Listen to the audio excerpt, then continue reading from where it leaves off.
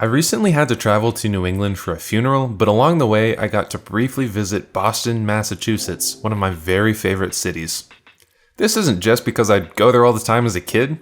As I've grown up, I now realize that it is a bastion of urban spaces designed for people, not cars. Speaking of cars, there are some pretty ugly sights in suburbs like Saugus. Here's a classic strode as we drove up towards Maine, not too dissimilar to what you'd witness in many parts of the South where I live. Look at how close the housing is on the left to the shops on the right. It's such a shame that most folks who live there probably drive right across the street to get to that strip mall because crossing it is dangerous and uncomfortable. A few days later, as we traveled back towards downtown Boston, though, things started to shape up. This video is really meant to focus on the positives in the city, and there are plenty of them. Check out all this dense middle housing across from the beautiful Boston skyline. Here's a neat pedestrian plaza outside of our hotel. I like that passengers exiting the metro aren't forced right onto the sidewalk next to a busy street. This street here is fantastic. It actually wasn't closed to traffic, but there were almost no cars present.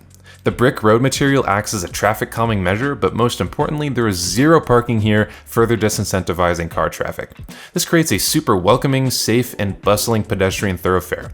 Compare this to the strip mall I showed earlier. That is a place you go to out of necessity, but this is a place that I enjoyed being in. The Boston Common is a beautiful park right between the North End and Back Bay. It's not nearly to the size and scale of, say, Central Park, but I always appreciate green areas like this.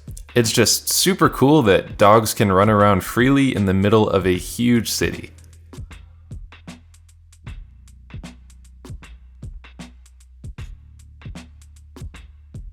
Here's a welcome sight, a parking protected bike lane. More on these in a future video.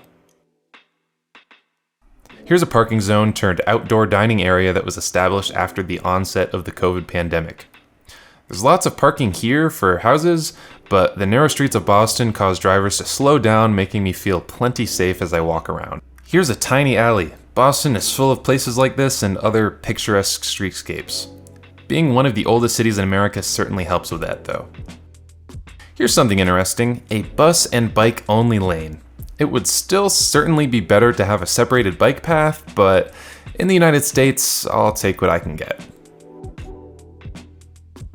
Here I am admiring the skyline from right outside of South Station. Boston has an excellent and expansive public transportation network, which I'll eventually make a dedicated video for. Here's a pristine example of good cycling infrastructure along a busy road. It's a separated two-way bike path, not just a painted gutter lane, and somewhere I'd feel comfortable with my parents or even my grandparents riding, which is rare in an urban environment. I have to give credit to the city for their push to expand cycling infrastructure over the past few years. And not just for sport, but as an alternative to driving.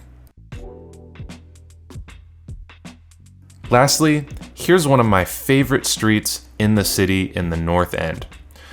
While there's still some work to do, there is plenty to love about the walkability of Boston, and I highly recommend a visit if you've never been. Hope you enjoyed.